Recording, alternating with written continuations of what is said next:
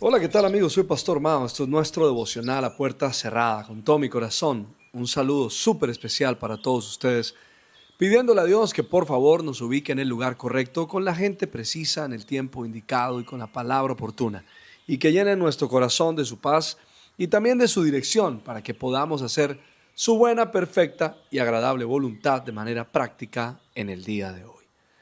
Esta mañana me levanté pensando en la manera como nos presentamos cuando conocemos a alguien por primera vez. Ahora, ¿cómo te gusta o te gustaría que te identificaran? O qué te gustaría decir cuando te presentas y que no te atreves a hacerlo? Piénsalo por un momento, porque en esta temporada de fidelidad estamos mirando la vida de un fiel llamado Elías, el profeta Elías, que aparece en la historia bíblica en uno de los momentos más difíciles para el pueblo de Israel, donde está reinando un hombre llamado Acab y una mujer llamada Jezabel. Ahora, ¿quiénes son ellos? Es importante aclarar quiénes son, porque Acab fue un rey malo, muy malo, y tuvo una esposa que le ayudó en todas sus malas acciones. Ella fue una verdadera compañera, pero en cuanto a la maldad. Los hechos perversos que Acab eh, hizo, no se los había imaginado algunos de ellos, pero se le ocurrían a Jezabel. Lo que es, no se le ocurría a nadie. Era una mujer verdaderamente cruel. Ahora, la combinación de personalidades de Acab y Jezabel era la peor que se podía concebir. Estamos seguros de que los esposos Amán, por ejemplo, mencionados en el libro de Esther, eran malos. Herodes y Herodías también lo eran. Y sabemos también de Ptolomeo, Dionisio y Cleopatra, tampoco se quedan atrás. Estas son tres parejas, de pronto las tres parejas más viles registradas en la historia.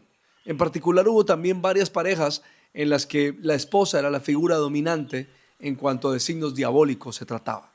Jezabel, se nos dice aquí, era la hija de un rey que también era sacerdote de Baal y que asesinó a su propio hermano. Ella era una mujer dominante, con fuertes poderes intelectuales y con una pasión violenta por la maldad. Era una mujer resuelta a hacer lo malo y tenía una personalidad absorbente, aunque sin un sentido moral. Era una mujer totalmente carente de escrúpulos y la persona más malvada en toda la historia de Israel y de la Biblia, sin excepción alguna. De hecho, en el Nuevo Testamento, en el libro de Apocalipsis capítulo 2 versículo 20, nuestro Señor Jesucristo pronunció el siguiente mensaje a la iglesia de Tiatira. Dijo, pero tengo contra ti que toleras a esa mujer Jezabel, que se dice profetiza, a que enseñe y seduzca a mis siervos para fornicar y para comer cosas sacrificadas a los ídolos. Cierro comillas. Eso fue un breve resumen, amigos, sobre las dos personas ante las cuales se iba a presentar el profeta Elías. Otra cosa importante para tener en cuenta es que el momento en el que aparece. Hay un pequeño versículo en Primera de Reyes capítulo 16, verso 34, que parece estar fuera del lugar, pero no lo es, porque todo comienza en ese capítulo con una descripción de Acab y luego inserta este versículo antes de introducir a Elías. Y este versículo cuenta la historia de Hiel, el nativo de Betel, quien comenzó a reedificar Jericó. Dos de sus hijos murieron, aparentemente en la labor de la construcción, y fue por consecuencia de lo que Josué había dicho, porque la Biblia indica que esto ocurrió para que se cumpliese la profecía que Josué había dado años atrás. En Josué 2:6 dice que el que se atreviera a levantar a Jericó caería una maldición sobre ellos. Y a este hombre no le importó eso. Y él simplemente lo hizo aunque sus hijos murieran. Ahora es interesante notar que los antiguos rabinos judíos tenían un breve comentario que decían que Acab y Elías se conocieron por primera vez en Jericó en el funeral del hijo de Hiel. Y es muy posible. Qué interesante ese momento, ¿saben? Porque nada pasa por casualidad y no está escrito en la Biblia simplemente como información. Lo importante es que esa aparición de Elías fue en esa etapa de la historia, en la que estaba marcándose un antes y un después. Así como había caído una maldición sobre la familia de Hiel, por desobedecer la palabra y por hacer lo que a Dios le desagrada, ahora comenzaba una nueva etapa para Israel de sequía, de hambre, de crisis, anunciada por Elías, según lo dijo Deuteronomio capítulo 11, verso 16 al 17. Cuidado, no se dejen seducir, no se descarríen ni adoren a otros dioses, ni se postren ante ellos, porque entonces se encenderá la ira del Señor contra ustedes y cerrará los cielos para que no llueva, y el suelo no dará su fruto, y pronto ustedes desaparecerán de la buena tierra que el Señor les dio. Ahora, lo interesante es que para hacer este anuncio, para proclamar esta palabra, se presenta de una manera muy significativa. En Primera de Reyes capítulo 17, verso 1 dice, Elías, un tisbita que vivía en Galat, fue a decirle a Acab: vive el Señor Dios de Israel, en cuya presencia estoy, que en los años que vienen no va a llover, ni siquiera va a caer rocío, a menos que yo lo diga. Quiero decirles que esta frase ojalá quedara en tu corazón. La manera como Elías se presenta: vive Jehová en cuya presencia estoy. ¿Qué significa? Meditémoslo un poco durante estos días. El profeta Elías hace su presentación delante del rey, dejándole claro que no le serviría a él, sino que le serviría a Dios. Y entonces por eso le dice: vive Jehová en cuya presencia estoy. Aquí hay dos afirmaciones muy poderosas. Una es: vive el Señor, y la otra es: en cuya presencia estoy. Ahora, vive el Señor. Bueno, eso no lo cambia nada ni nadie. Eso no lo decide nada ni nadie en este mundo. Pero lo que sí decimos o decidimos es estar en esa presencia.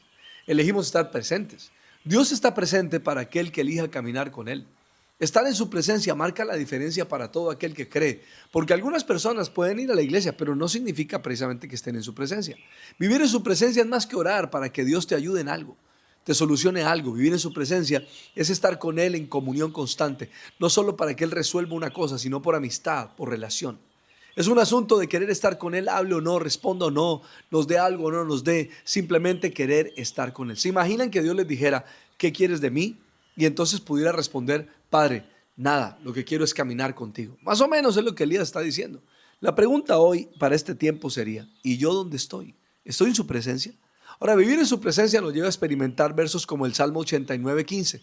Dichosos los que saben aclamarte y caminan a la luz de tu presencia. O el Salmo 16:11. Me has dado a conocer el camino de la vida, me llenarás de alegría en tu presencia y dicha eterna a tu derecha. Entonces fue cuando dijo: vive Jehová en cuya presencia estoy. Y esto lo está diciendo el profeta Elías delante de Acab, quien sabía de Jehová, pero no vivía en su presencia. Amigos, no importa el ambiente o la atmósfera espiritual que había en Israel, Elías vivía en su presencia. Por ejemplo, en mi casa, cuando conocí del Señor, el ambiente no era el mejor, pero yo ya no estaba en la presencia del enemigo, yo ya estaba en la presencia de Dios. Así que no importa cuál sea la atmósfera en la que vives, se puede estar en su presencia, se puede servir fielmente, se puede estar en comunión, aunque en casa nadie lo haga. El ser conscientes de que estamos en su presencia todo el tiempo va a definir nuestra fidelidad. Quiere decir que nuestra fidelidad será directamente proporcional a nuestra permanencia en Él. Los quiero invitar de manera muy especial a nuestro ayuno la próxima semana, del 15 de junio al 19, 5:30 de la mañana, por nuestro canal de YouTube y por nuestras redes sociales. Nuestro ayuno lo he llamado Escondidos, Escondidos. Prepárate para un tiempo súper especial. Le pido al Padre, al Hijo y al Espíritu Santo que te bendigan. Yo soy Pastor Mao y esto es nuestro devocional A Puerta Cerrada. Que pases un día súper extraordinario.